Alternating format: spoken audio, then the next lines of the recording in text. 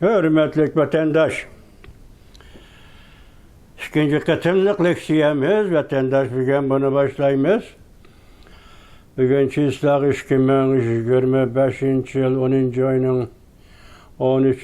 günü haftıgı düşenbe vatandaş. Bu leksiyen tayarlap koyğılı hali vaqt oldu, vaqt yetmedi. Çünkü siyaset karakterlik, vaziyet karakterlik leksiyelerini sözlep keldik vatandaşları. Eddi bu. Esli ilim boğandımız siyasetke münasebetlik ilim. Esli bir ufkum boğandımız siyaset felsefesideki bir ufkum, kanun sahasındaki bir ufkum. Biz hepimiz hazırki zaman Uygurları. Muşu növbeti biz hiç kimni empeylasop dep mi atayamayız. Hiç kimni kanunşünas dep mi atayalmayız. Çünkü Uygurlarının beşidin bunda işler ötkişe, yaki bundaq işlağı döçar bolğuşa, yaki uçraşkışa bir vakit, yaki bir tarihi ceryan ulanın aldıda hazır bağını yok. Çünkü Uygurlar müstemlike cemiyette vatandaş. Fikir ve mutaliye bilen, muhakeme bilen, münazirli bilen uluğlanıdığan ve toluk beyip barıdığan ve ötkürlüşedığan andın fikir komşeklige ondan keyin ondan o kategoriya şekli kirib keladigan hadisi da vatandaş. Endi bu yerga chiqqandan keyin g'arb dunyosida hozir demokratik davlatlarda Amerika, Angliya, Fransiya, Avstraliya degandek demokratik davlatlarda Uyg'urlar dastlabki ishni kishilik huquqdan boshladi vatandaş. Bu kişilik hukuk degani xalqaro jamiyatda echib berilgan yo'l. Shundoq mazlum millatlar eg'iz ochadigan, gap qiladigan yo'l, kishilik hukuk yo'li. Xalqaro jamiyat echib bergan yo'l bu vatandaş. Onun ustiga kishilik hukuk to'g'risida xalqaro jamiyatda Birlashgan Davlatlar Tashkiloti to'g'risida xilma-xil qonunlar ma'qullangan gap vatandaş. Şunlaşkı bu kanunlarını devletler, mutaxassislar, kanunshunoslar o'tirg'i chiqarib yoki yezib bo'lib, uni Birlashgan Davlatlar Tashkilotining umumiy yig'inida ma'qullash bilan hozirgacha qaliblashgan va ma'qullangan qonun va dasturlardir vatandaş. Shunga hozirgacha echib bergan yo'l kishilik huquq Uyg'urlar shundoq deb keldi, shundoq mengib keldi. Ötkende men dedim, 1. ayının 19. günü 2020 yılı Prezident Donald Trump'ın birinci mezgillik prezident devrinde sabık devlet iştirakatı ve Mike Pompeo Uygurlar'ın hazır Şinjan degen yer yani müstemlik Uyguristan'da kırgınçılık bilen cevap kılıvatı yakın. Kırgınçılık siyaset bilen muamele kılıvatıdır dedi vatandaş. Ondan keyin en ahir bu yıl yani Prezident Donald Trump Aksaray'a kirgenden keyin 4. ayının 8. günü Uygurlar öz takdirini özü belgeleş tegishlik millet dedi vatandaş. Demek hazır dalaylamadım farkı fakatla bu kanun layığı Prezident Donald Trump imza koyuş prosesiga tabi bu kanun erişmedi. Şuna qilib öz takdirini özü belgeleşki tegishlik millet, haqliq millet dedi.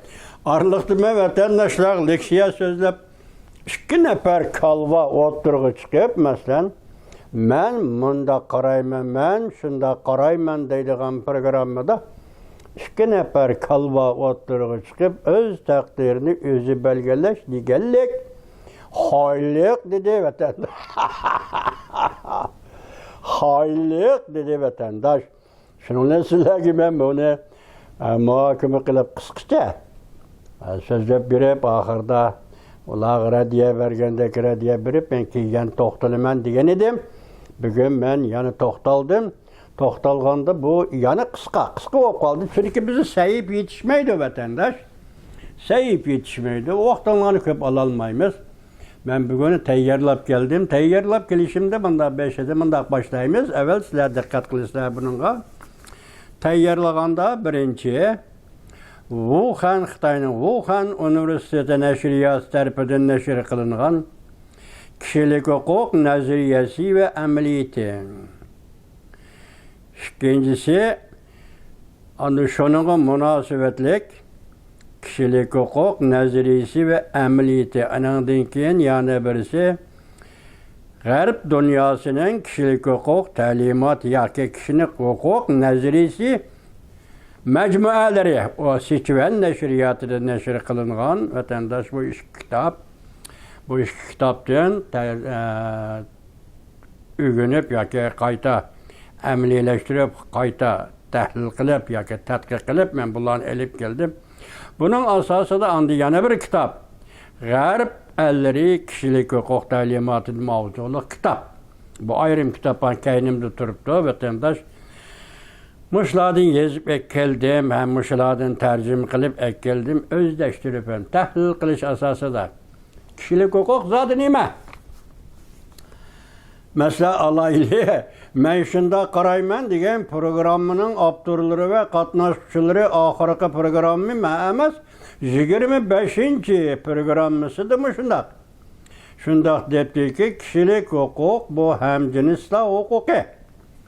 Yoki kişilik hukuk egilik hukukdan üstün turmaydı. Kişilik hukuk egilik hukukdan üstün tursa onun hatalığı mundaq qılıdı, undaq buludu. Egilik hukuk başka narsa, kişilik hukuk başka narsa. Ben muşu fikirlerge asaslanıp bunu tayyorlab keldim. Tayyorlagandim bundaq gap. Birincisi, Amerikalik faylasuf qanunshunos Alanis Rosenbaum. Alanis Rosenbaum. Angliya 17. asr faylasufi Thomas Hobbes. Gollandiya 17. asr yani Orta asr faylasufi Hugo Grotius. Fransa faylasufi Rousseau. Delmiş o hukukşünaslar, mutafakkirler, G'arbning mutafakkirleri. Bular nima dedi? Muş doğruda men tayyorlab keldim, sizlar bir anlab beqinglar. Ondan bular kishilarni haqoratlash uchun masalan kishilik o'z taqdirini o'zi belgilash huquqi deganlik bu xoinlikdir. Men ularni kalva dedim bu. Yani şu kalvalıkning yana davomi egilik hukuk bilan kişilik hukuk o'rtasida qandaq munosabat, logikalik munosabat borligini yoki mazmunan kengish, dalillik munosabat borligini yoki ochiq aytsak kişilik hukuk bilan egilik hukuk bir narsaning ikki tarafi ekanligini faqat tartib bo'yicha aytganda farqlanadiganligini, ya'ni birinci tertipte kişilik hukuk, ikinci tertipte egilik hukuk. Muşularning hammasi bugün elip geldim. Yukarıda faylasuflarning ismini sizlarga aytdim, vatandoshim. Endi bu leksiyani boshlayman, alanglar. Kişilik hukuk felsefi kirishsiz. Amerikalik mutafakkir olim, Amerikalik qanunshunos Alanis Rosenbaum. Yazgıcı bu makalesi aldı bilen bundak bir meseleni oturup koydu vatandaş. Siyasi ve siyaset köz kararları tarafından aytganda. Kişilik hukuk hukumunun 3 xil bayan şekli var. G'arbning liberalizmi birinci xil bayan şekli kişilik hukuk hukumunun birinci xil bayan şekli birinci G'arbning liberalizmi. İkincisi kişilik hukukni Marksizmçe ve sosyalizmçe düşündürüş. Üçüncüsü kişilik hukuk, üçüncü dünya elleriga xos bo'lgan öz takdirini özü belgeleş. Hukuki deganlikdir. Üçüncü dünya elleri müstemlike eller ve yerin müstemlike eller vatandaşlar. Düşündünüz mü? Müstemlike ve yerin müstemlike eller. Üçüncü dünya elleri. Liberalizm G'arb dünyasının erkinlik nazariyesi, erkinlik teşviqatı ve erkinlik arzusu, teşebbüsü boyunca düşünüş kişilik hukuk degan bu hukmda. Ondan Marksizm ve sosyalizmçilerin ama kişilik hukuk doğrusu birdiğin tabiri ve düşünceleri var. Bayan şekli umumi cihetini etken 3 xil deydi vatandaş. Bu köz qarashlarning hukuk ta'limot sohasida ro'shan farqliq bo'lsa ham ko'z qarashlar. Shundaqla nihoyat muhim birdaklikka ega. Yozuvchi mundaq hisoblaydi. G'arb dunyosi falsafa asarlarida kishilik huquq to'g'risidagi ta'limot ko'p hollarda degidek liberalizmlik ta'limotlar bilan sug'urilgan, ya'ni erkinlik bilan sug'urilgan va shunda hukm bo'lib o'tirib qo'yilgandir. Kishilik huquq. Bu maqolning asosli mazmuni G'arb dunyosi kishilik huquq asoslarini bayon qilishni maqsad qildi. Baumning maqolasi G'arb dunyosining kishilik huquq asoslarini bayon qilishni mazmun qildi. Tartib bo'yicha qadimgi Grek falsafasi, O'rta asr Rim falsafasi yoki tabiat qonunlari ta'limoti, 18-asr tabiiy huquq ta'limoti. Bu ta'limotning 19-asrda davron surishi va yana qaytadan sharhlanishi. Buningda tabiiy huquqlar ta'limoti. Masalan, bu yerda tabiiy huquqlar ta'limoti deganda addisi Uyg'urlarning 5 kelib Uyg'urlar o'zi 5 o'tkazayotgan Xitoyning planli siyosati. Bu tug'ut yoki nasl qoldirish, oila, uylik, o'choqliq bo'lish, bir jamiyatda, bir millatning, bir jamiyatda, bir jamiyat xalqining negizlik huquqi degandan sabab uni elib negizlik huquqi deb uni birov bekitib bermaydi. Bir odam yezib bermaydi. Bu demak odam bo'lib yashayotgandan biri bu tabiiy huquq. Tabiiy huquq. O'choqliq bo'lish, bola chaqaloq bo'lish bu tabiiy huquq. Yoki sen beradigan huquq emas, hukumat. Yoki sen yo'q qiladigan huquq emas, hukumat. Sen yo'q qilgan kuni qarshilik ko'rsatish, namoyish, inqilob mushnayadan chiqadigan tabiiy qarshilik ko'rsatadigan huquqlardir. Bu tabiiy huquq. Lekin Xitoy jamiyati, mustamlika jamiyati mushu tabiiy huquqni siyosat doirasiga olib kirib, planliq tug'ut, bir farzand ko'rish, 2 farzand ko'rish deydigan siyosat bilan buni besib tushishga yoki shu millatni ham mush yo'l bilan halok qilishga, yo'qotishga urinayotganda albatta kishilik huquq mana mush yerdan boshlandi. Chunki hozir Jungo jamiyatidan olqib chiqib apandilar. Men shuniday kalva apandilar. Xitoy jamiyatida buni eg'iz qilish mutlaq mumkin emas. Ayada turma. Yoki buni so'zlaysiz, turmaga kirasiz, yoki eg'ir bo'lganda o'lim jazosiga borasiz. So'z deyemaysiz, hech kim so'z deyolgan emas. 76 yil bo'ldi Xitoy jamiyatida kishilik huquq degan so'zni eg'izdan hech kim chiqara olgan emas.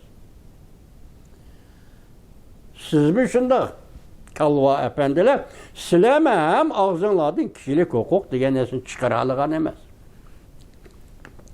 18-asrdagi tabiiy huquq ta'limoti 19-asrdagi, ya'ni shu tabiiy huquq ta'limotining davomi. 20-asrga kirganda kishilik huquq ta'limotining gullanishi.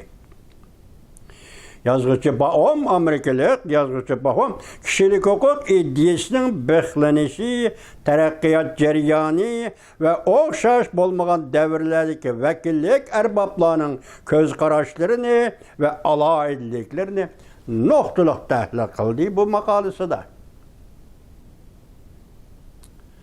G'arbliklarning kishilik huquq qarashlari degan kitobda ana shunday nuqtaliq tahlil qildi. Yozuvchi yaqinda o'tirib chiqqan kishilik huquq falsafasi ta'limotini, yaqindan beri o'tirib chiqayotgan kishilik huquq falsafasi ta'limoti bo'libmi zamonimizdagi kishilik huquq nazariyachilarining kishilik huquq to'g'risidagi ta'riflarini nuqtaliq tahlil qildi.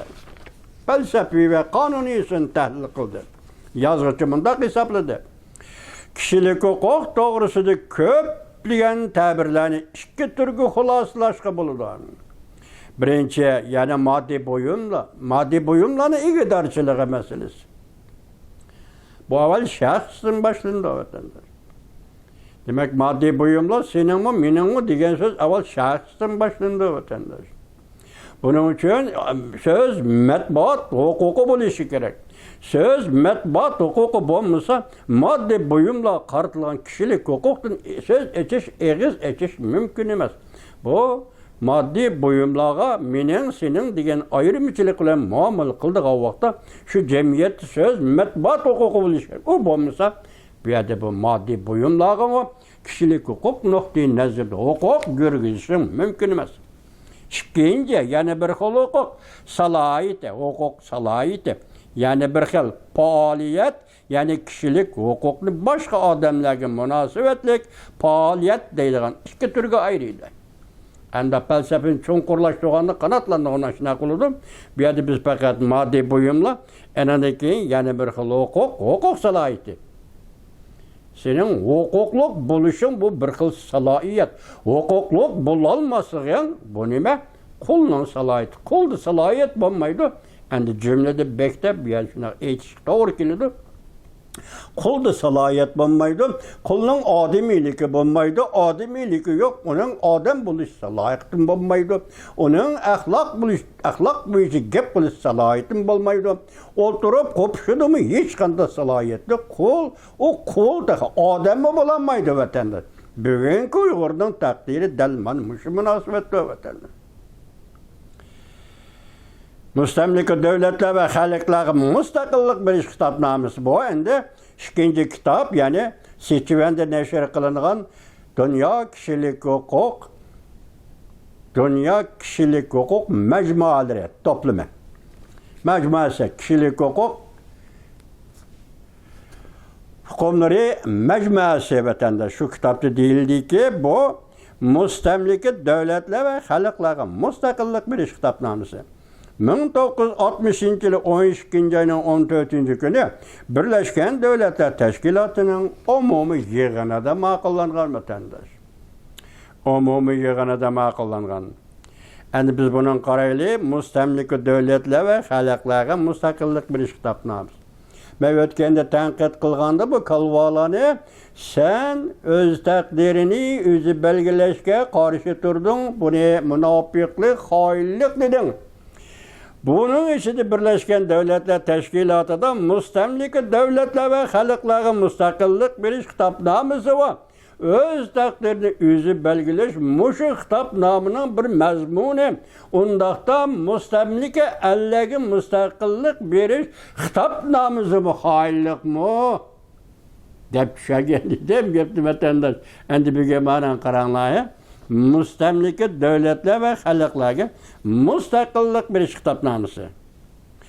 Birleşken Devletler Teşkilatı vakaleten başqurayotgan rayonlar ve özü başqurmayotgan devletlerdeki müstakillik hareketleriga yordam berishda muhim rolunu oynayışap.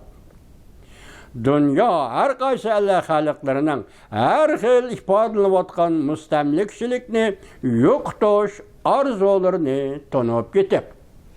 Dünyadaki her qaysi halklarının her xil ifadelanayotgan müstemlikçilikni yo'qotish arzularını tanıp ketip. Tehe müstakil bolmagan devletlerde gün sayın ösüp keliyotgan erkinlikka yüzlengen büyük vaziyet. Şunun işinimiz ki barlık halkları tartip algılı bolmaydigan hukukları boyunca bütünley erkinlikka erişip iyilik hukukunu işe salıdı ve devletlerin zimin bütünlüğünü qoğdaydı. Nait tezlik bilen şartsız halda belki her xil şekilde ifadelanayotgan müstemlikçilikni ahırlaştırışni tantaneli halda jakarlaymiz. Müstemlikellerge müstakillik bir kitapnamesinin kirişsizlik bir kep bazıralıkı tantaneli halda jakarlaymiz.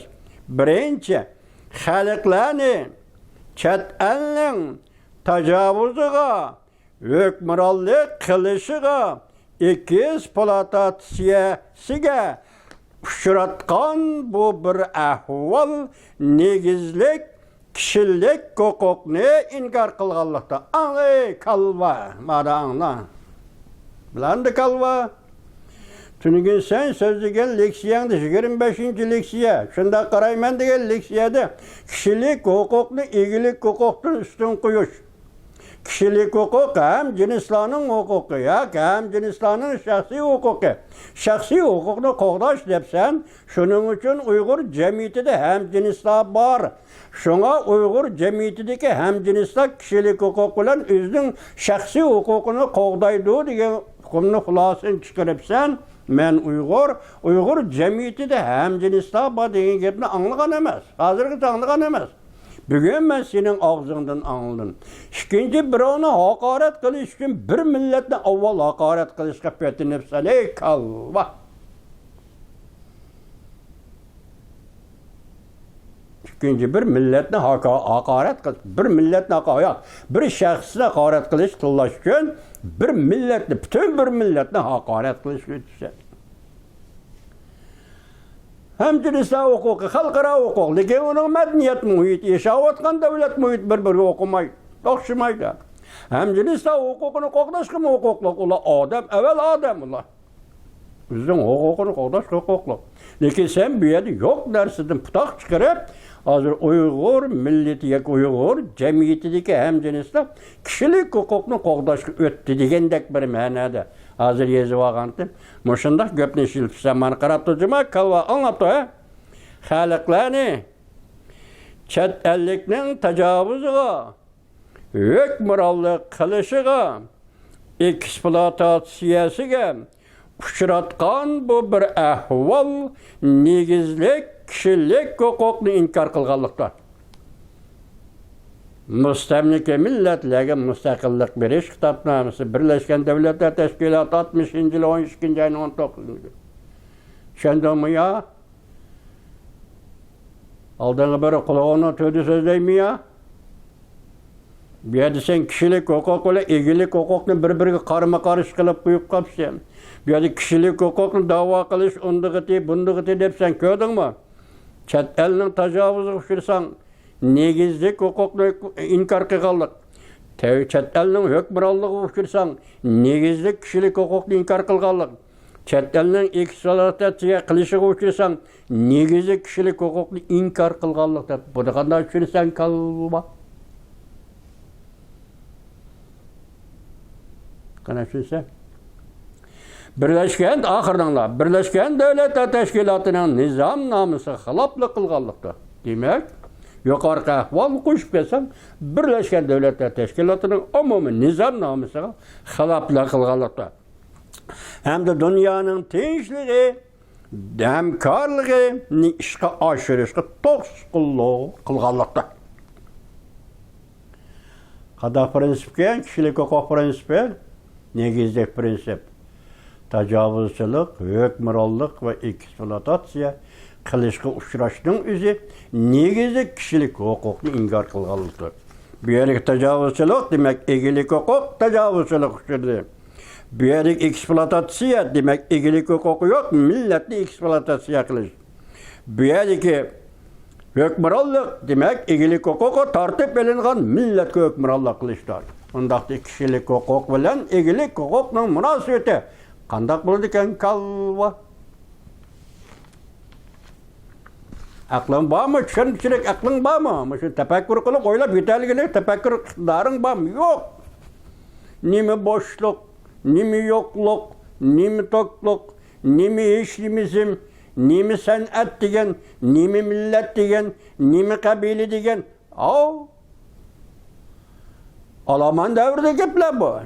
Hammasiga tabiri berilib oldi 18-asrga kelganda. Millatga tabiri berib oldi, san'atga tabiri berib oldi, qabilaga tabiri berib oldi. Sen buni bizga sharhlab berishini nima zaruriyati bor?